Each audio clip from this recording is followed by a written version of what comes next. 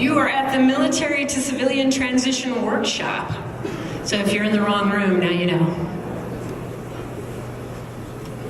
All right, yeah, bring it up as probably more towards the front so you can read some of the slides. I know everybody has their own slides. We have about 7 speakers today. Here's what our schedule looks like. Well, not like that. All right, my name is Stacy Sheard, and everybody in the room today will be introducing themselves, and you can find them all on LinkedIn or Facebook or anywhere online to ask them questions. And if you need copies of anybody's slides, anything like that, they're all going to be online later. All right, so I'm going to take a couple minutes and just kind of talk about what we're going to do today. We have a number of classes, and I'll put the schedules up, but I just wanted to show you kind of how this works. All right. So the idea behind a military to civilian is most of us were military at one time, and there are several mentors in the room. We have over 50 mentors that are going to be here today throughout the day, and we've placed signs around the walls, and all of these signs represent different sectors of the helicopter industry, and also now, as you know, rotor transition program as well. We do have customs and border protection. You can make your way up this way for your 5 minutes.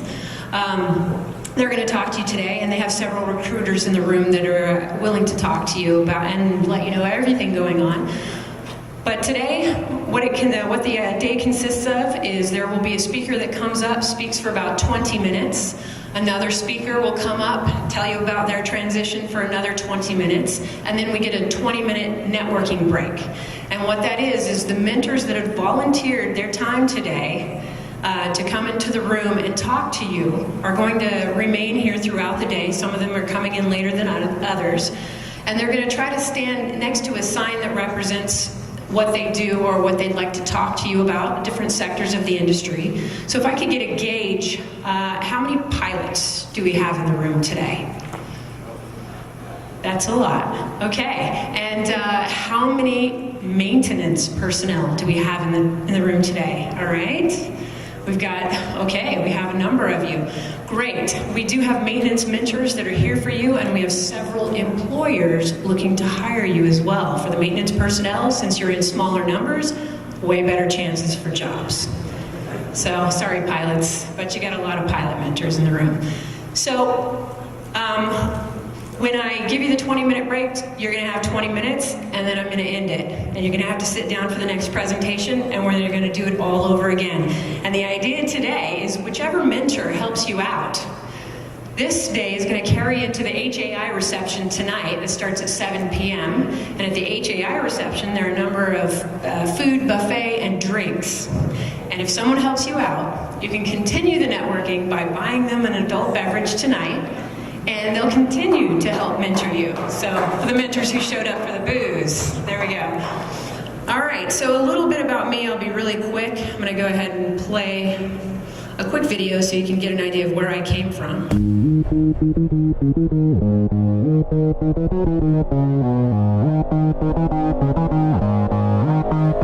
I started out flying Hueys and Blackhawks in the U.S. Army.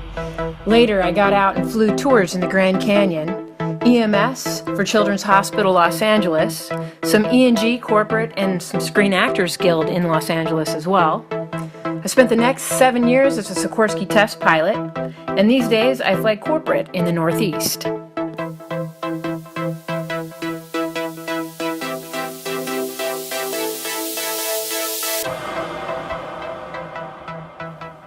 At the HELI-EXPO, I'm a longtime panelist and current chair of the Pilot Mentoring Panel, presenter of the HAI Military to Civilian Transition Workshop, and a speaker for the Heli Success Career Development Seminar.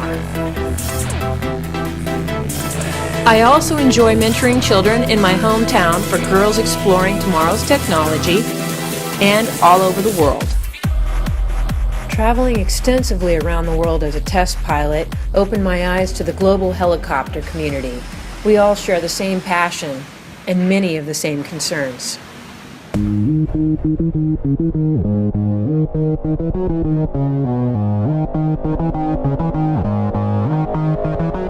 so I came from the Army. I couldn't see the front of that, but I came from the Army. I flew Blackhawks and Hueys, and I had a number of jobs in the helicopter industry, and these days I'm flying corporate in the Northeast. So I'm pretty well versed in the Northeast if anybody wants to talk about corporate work. And then, do we have Jeff? Jeff, are you coming up? There you go, come on. And Customs and Border Protection is here today, so I wanted to give them a chance to quickly tell you where they're going to be and what they'd like to talk with you about today. So, Jeff Wheeler. Thank you, Stacy. So, Customs and Border Protection, Air and Marine Operations.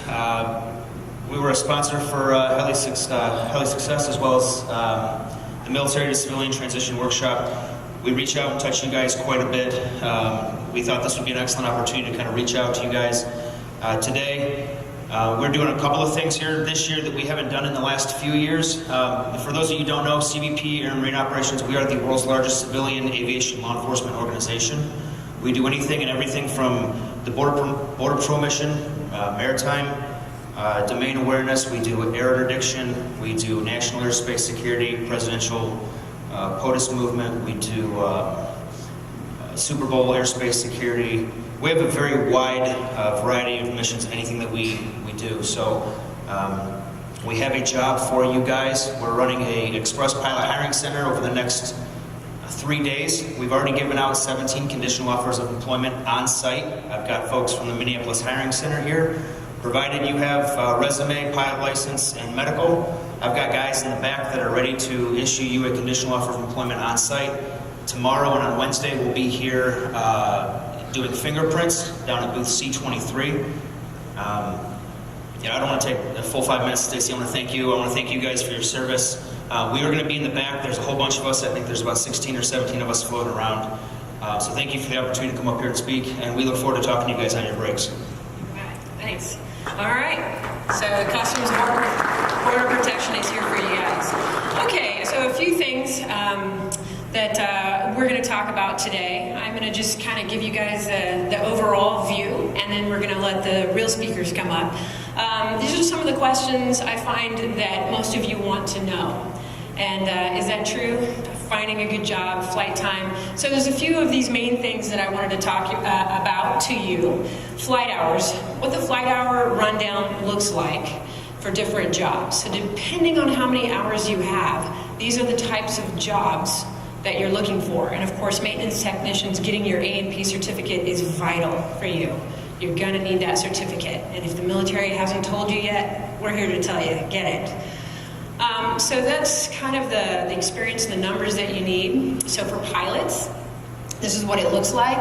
You want to make sure you have all your FAA paperwork. You've got your license, medical, and if you haven't taken a FAA first class medical, compared to your military medical, it's cake.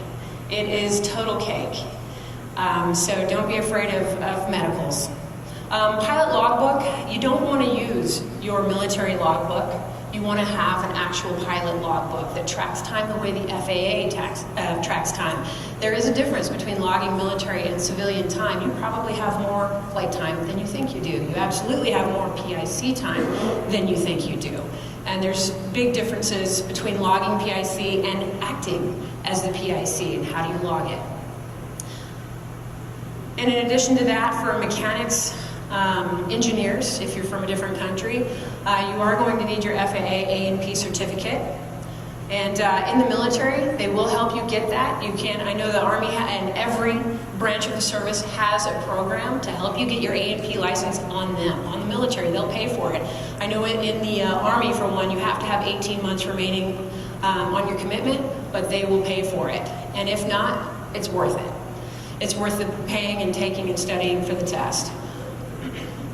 All right, so logging flight time. This is a big question, so I'm making sure and covering it this time. It's different. If you're taking your military flight logs into an interview, that's okay if you'd like to show them your military flight time or if it is requested.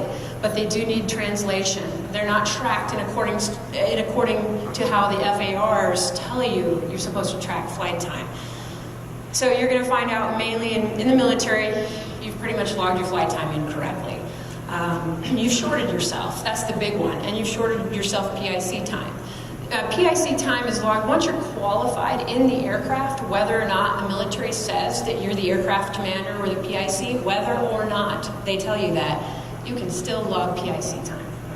If you're the sole manipulator, your hands are on the controls, and you are qualified in that airframe, you can log PIC time. So if you go out on a flight and you fly for an hour, you flew half of it and your co-pilot flew half of it, whoever the PIC was can log PIC time, and when your hands were on the controls, you can log PIC time. So acting as the PIC doesn't necessarily mean that's the only time that you can log PIC time. Night unaided, here's where you're lacking. What a lot of the pilot recruiters are telling me is you don't have 50 hours at least of night unaided. You need to get a minimum of 50 hours night unaided. There are a lot of people that fly goggles on the outside, but you're going to see that rule of thumb. If you can get more than that, all the better. Your total nighttime, including NVG, will count and will help offset, but you need to get at least 50 hours night unaided. It's going to help you out in the future. So you can see some of these differences, and if you want more details, you can open up the FARs. It's a little more complicated, but just to show you in the FARs how they define flight time. Basically, as soon as you pull the chocks and you roll forward, or you lift off the ground, you're logging time. When the aircraft, if you're flying a wheeled aircraft, you pull the chocks and the aircraft moves forward and taxis, the clock starts. That is flight time in the FARs, and you can look it up. Logging PIC time. Here is the basic rundown, shortened up a little bit so it can help you. You're rated, and you have your hands on the controls. You are doing the flying. You can log that PIC time.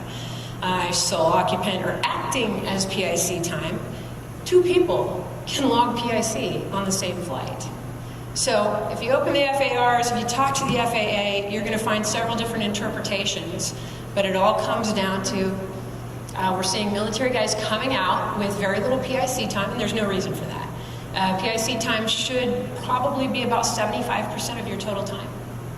So look at those numbers. When we see that you have 2,000 hours and 700 of it is PIC, that looks wrong to everybody on the outside. So get someone to look at those hours. It should be approximately 70-75% of your total time. And once you're rated cross-country, every flight you take is a cross-country flight. After you've gotten your certificate, that's all cross-country time. So don't short yourself these very important times. Total time, PIC time, night unaided, cross-country, these are big. So that should help you kind of decipher the differences, and there are a lot more questions, I know that, and feel free to go on LinkedIn. I have written an article about this. You can look it up and read there, and you can feel free to ask me more questions as well. Send me a message and ask more questions, and if there's anything we can't figure out ourselves, we can get a specialist at the FAA to help us out. Okay, and so just making sure that just because the military, you went to a duty station and perhaps you stayed there for a year and you didn't make pilot in command or aircraft commander until the last couple of months, that doesn't mean that's the only PIC time you can log. All right, clear? All right, finding jobs. Here's a few of the websites that you can go on. One of my favorite is joining organizations, and this is my favorite website to go on. This is Indeed.com. I usually refer to everybody. Indeed is a great website. Kind of searches everywhere. You can put in whatever you're looking for, and it's very helpful. It's kind of a great search engine. It goes through all of the websites, and you want to make sure if you're interested in a manufacturer, go to the manufacturer's website. Because they have a lot more information on those websites. So that's where you can find the job. And join these organizations, come to their events. There's a huge difference in sending a blind resume between just sending it to a company and having met a person here and following up to thank them for a conversation and sending them your resume if they ask you for it. It's a huge difference. So you're going to hear this again and again today. Networking is definitely the key to finding a job. You have to get out there, you have to face-to-face network. And networking, it's not brown-nosing. It's basically just making friends. You're getting out there, you're finding a way to go out. And it's a very strange thing when you're coming out of the military. I remember, I did it too. It's scary. You have no idea what a civilian workplace is like, and now you have to go out there and meet people before they're actually going to hire you, and you have all this experience, you have 20 years experience or 10 years experience, and they don't care. They want to know what you're like. And I can tell you firsthand, we just hired someone at my company. Yeah, everybody's qualified, but I want to know what you're like personally. I got to sit in the cockpit for 8 hours a day with you. I want to know that you can hold a conversation. So truly, it's not about your skills and qualifications. That's a given. You should have great skills, great qualifications, and the resume that we want to see. And we'll talk about resumes at the end of this whole event. But resumes are very important, but they're a given. You need to meet people, know people, and that's how you get hired. And networking definitely isn't all about me, me, me. It's a give and take. So if you can help someone out in the meantime while you're networking, definitely do that. Bring your friends into a conversation, introduce a friend to someone else, help somebody out. All right, and at these events, a lot of people ask what a business card looks like. Here's a number of them. They're all excellent. Where's Andrea? There you go. There's Andrea's right there, Coast Guard. All right. So anything works. These are all beautiful, they're memorable, and they give the basics, who you are and your contact information. Some people make it a mini resume, you can do that, but anything goes. So, and you can find a business card the last minute, and you can have it overnighted to your hotel room too. LinkedIn, this is a wonderful website. It's a professional website, try to keep it that way. You definitely want to get on LinkedIn. And make sure you're following the basic rules. And you hear these, I know everybody's, who's doing the transition, the TAP programs, Soldier for Life, or transition assistance programs. Make sure and look like you're a civilian already, even if you're not. It's a professional website. The biggest things, I think, is you do have to network in person. LinkedIn is a great way to get in touch with someone, figure out if they're coming to the Heli-Expo, and if you can meet them for coffee. That'd be great. So these are ways to start off a relationship, but the relationship needs to be completed. You need to do it in person. You need to meet people and get out there. And that's why these mentors are here. They're going to warm you up for tonight and for this entire show. That's why we do this at the start, so you can get warmed up here, and you've got the rest of the Heli-Expo to go from there and use your networking skills.